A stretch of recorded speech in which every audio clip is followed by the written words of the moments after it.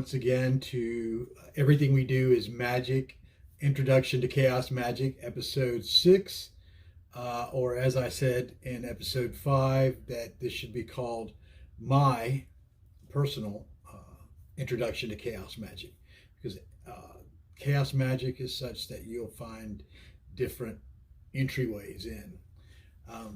I was just thinking tonight about my planning next week. Monday is a full moon, and the full moon it's in Cancer. In case you're wondering, you can look that up and check out and see what that means to you.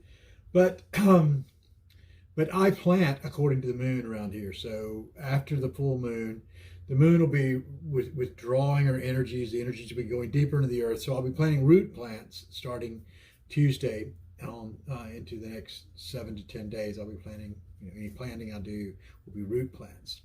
And that ties in perfectly with our next principle as we're going through this introduction to Chaos Magic. One of my first introductions, of course, was the Kybalion. When I started reading the principles of the Kybalion, and we'll talk about meditation in future introduction talks, but right now focusing on this, and we're at the fifth principle. Just to recap, the fourth principle again was the principle of polarity, that everything is dual, has poles, opposites, but they're not opposite only in juxtaposition. They're not opposite actually in nature. They're the same in nature, just different in perspective. So it follows on that with, and this is a really powerful principle, it's the principle of rhythm. Everything flows out and in. Everything has its tides. All things rise and fall. The pendulum swing manifests in everything. The measure of the swing to the right is the measure of the swing to the left. Rhythm compensates. This principle embodies the truth that in everything there's manifested a measured motion, a rhythm.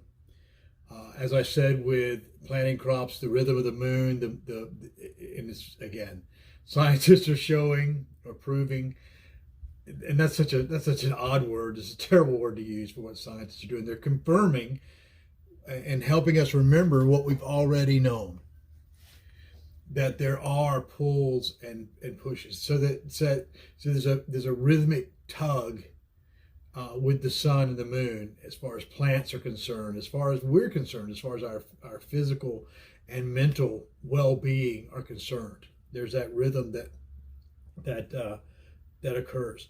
That is the thing that homeostasis is a rhythm.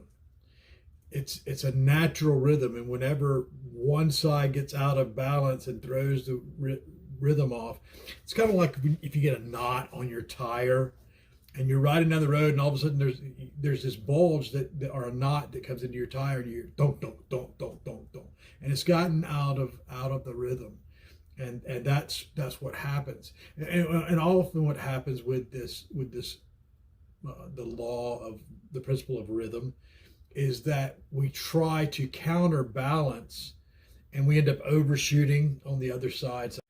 And the reason we overshoot is because there's always that opposite force that's there, and as we push more here, it's there's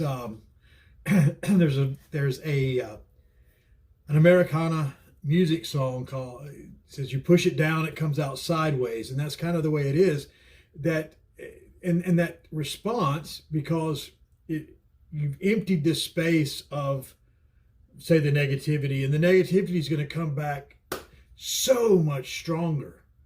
And then you find yourself almost with this principle of rhythm in this pendulum thing where you're swinging into and out of the sweet zone.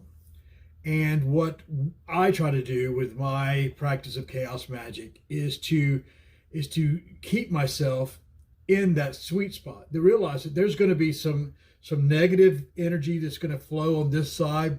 And when that occurs, to be open and sensitive enough to understand that I need to apply a little positive energy in this way, so that the flow is not so much a violent back and forth, but is more of a swimming kind of motion. The Kabbalion says that this action and reaction is in the affairs of the universe, the suns, worlds, men, animals, mind, energy, even matter itself. And that this law is manifest in the creation and destruction of worlds, tohu and bohu, chaos. And chaos is funny because it's often depicted as a swirling kind of entity. And as I've said before, chaos is not destruction, it's pre-creation. So how do we prevent this big swing of things from happening? And that was really one of the goals of the Hermeticists. They've grasped this principle, and they understand its universal application, but they've also discovered how to overcome, to a certain degree, its effects. And that, again, depends on your mastery of things. And part of that for me is that in that mastery of things is whenever I feel things going slightly askew or getting out of whack, the method that I use to restore and center myself and restore a natural rhythm that's not willy-nilly here and there is breathing. And I'll breathe in through my nose, take deep breaths, and not vertical breaths. You want to take a horizontal breath so that when you're feeling that inhale, you're feeling your body, your diaphragm expand in this way along the lines of the earth, and then exhaling. And some people exhale through the mouth. I personally just exhale through the nose, and I'll do rhythmic breathing, and I'll try to do a 9 count in, hold for 9 count, do a 9 count out, hold for 9 count, 9 count in, and usually about 3 cycles through that. And things have restored. But that's just one method. There's other methods, again, as many methods as there are individuals, because we're individuated expressions of the divine whole. So whatever method that you're using, whatever your degree of self-mastery is how successful you will be to bring those things in line. Now, see, I'm at a point where I have to do it consciously, but the masters, it's not even a conscious action. That to observe the masters would be to see that it's not even a step out of line when something hits them and there's no movement whatsoever. This principle and the principle of polarity, they're some of the deepest studying that Hermeticists have done. And using an understanding of those principles, and as you meditate on those principles, you'll become to understand and using alchemy, mental and physical alchemy. Because remember, everything we do is magic. Whatever manifests here manifests there. It's impossible not to. That creation itself begins to vibrate the moment you have a creative expression of an idea and you say, I desire X, Y, and Z. You send those vibrations out. You change the rhythm, and it begins to flow with your will.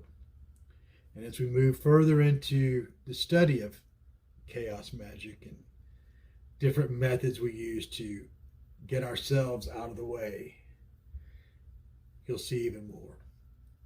So that wraps it up for this evening. You'll probably have a lot of questions, but meditate on it. Seek your answers in your dreams. Next week, or the next time we convene, we'll talk about the principle of cause and effect. Until then, namaste.